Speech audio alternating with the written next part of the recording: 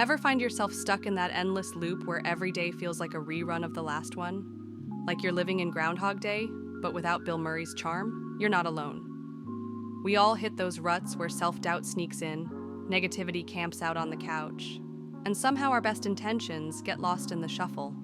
But here's a little secret. Breaking out of that cycle is not only possible, it might just be simpler than you think. Today, we're diving deep into 5 habits that are less about flipping your whole life upside down and more about gentle shifts that pack a serious punch. These habits touch on the real core of self-improvement, from mindset to emotional intelligence to good old-fashioned self-discipline, so you can start making progress on your time management, personal development, and overall growth mindset. And trust me, these aren't your typical drink more water or wake up at 5 tips. We're going way beyond surface level. Ready? Let's jump in. Let's start with the most important step. Believe that change is actually possible for you. Before you roll your eyes or click away, hear me out. Belief is like the secret sauce of self-improvement. It is the invisible fuel that drives your motivation and turns good intentions into real actions. I mean, if you do not believe that you can grow, evolve, or make positive changes, why bother trying at all? It is kind of like trying to download an app on dial-up internet. You just get stuck buffering. Dr. Henry Ford once said, "Whether you think you can or you think you cannot, you are right." And that is the truth that often trips us up. If you walk around thinking you cannot do something, your brain actually does not bother trying. So here is a practical little nugget for you. Start with daily affirmations. Yes, I said it. The kind that feels awkward or cheesy at first. Tell yourself, I am capable. I am worthy. I deserve a life that feels good. Say it in the mirror, jot it in a journal, whisper it to your dog. Whatever works.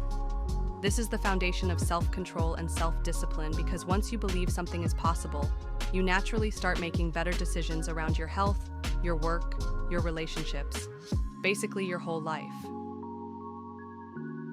Now let's talk about something that secretly zip ties a lot of us to the couch: loss aversion. Loss aversion sounds like a term your therapist drops to justify the copay, but it basically means we'd rather keep a half-stale donut than risk reaching for a fresh cronut in case we drop it on the floor.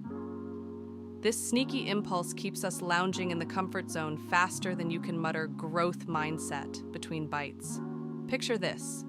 You're hyped to begin a workout plan or launch a side hustle, but then your brain, like a dramatic Hollywood agent, whispers, "Sweetheart, think of the free evenings you'll sacrifice, the Netflix queue you'll betray, the sacred identity of person who owns yoga pants but never sweats you'll lose."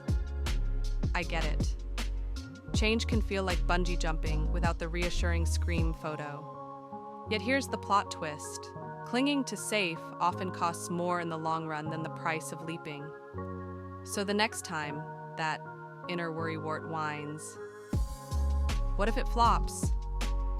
Channel your inner hype squad and ask, yeah, but what if it rocks? Flip the mental script from fear of missing out on the old to thrill of cashing in on the new.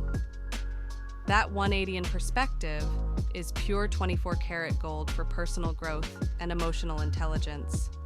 No parachute required. Speaking of mindset shifts, let's get real about all or nothing thinking. Raise your hand if you have ever told yourself, if I cannot do this perfectly, I am not even going to try. Yep, me too. All or nothing thinking is like that demanding boss who expects flawless work but forgets that life is messy and progress is a zigzag, not a straight line. Trying to be perfect is a fast track to procrastination, burnout, or just plain giving up. If you want to level up your self-improvement game, you have to embrace progress over perfection. It is not about crushing 60-minute workouts every day or having a Pinterest-worthy meal every night. It is about showing up, even if it is just a little bit, and celebrating that effort.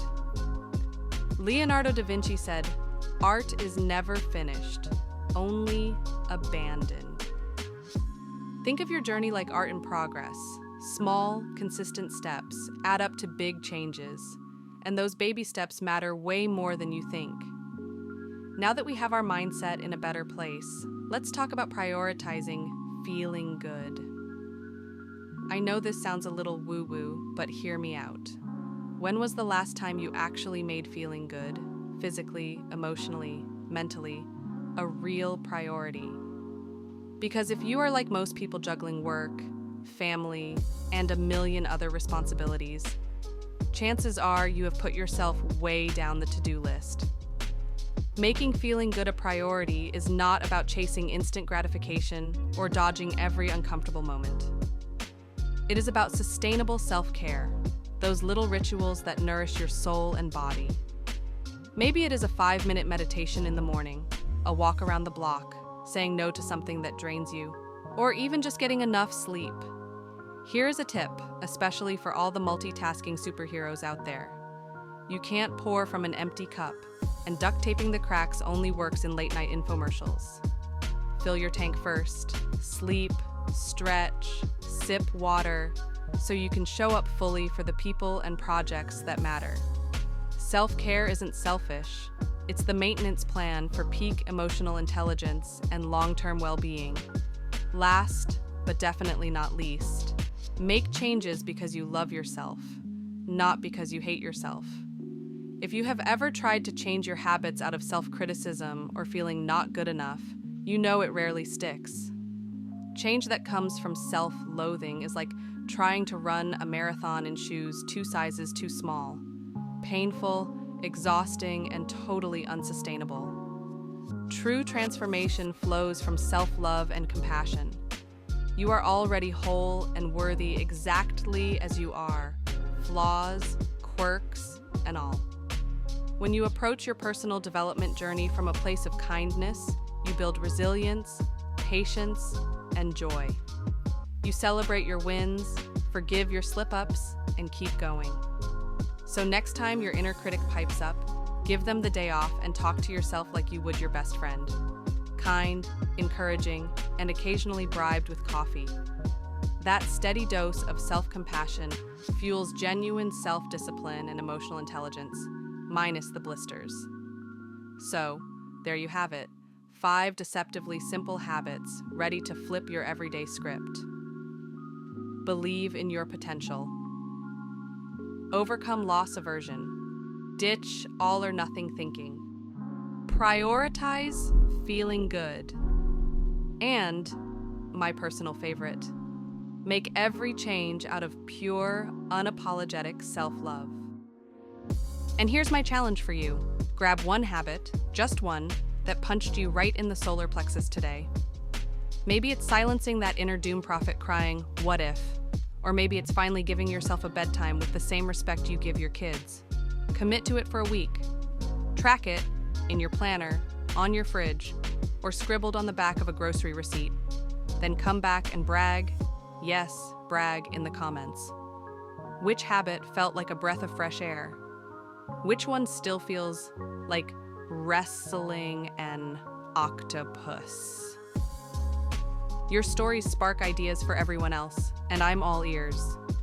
Thank you for spending this slice of your day with me here on Better Me, where we unpack big, philosophical, self-improvement ideas with just enough humor to keep our brows unfurrowed. If today's episode hit home, tap that subscribe button so you don't miss the next deep dive chat. Share this with a friend who's stuck in May mode. They'll thank you later. Remember, self-improvement is serious business. But we don't have to be. Keep the laughter handy, keep the growth steady, and keep showing up for yourself. Join me next time on Better Me, where the journey to a better you is real, relatable, and occasionally powered by coffee. Until then, be kind to that marvelous human in the mirror. And as always, you've got this.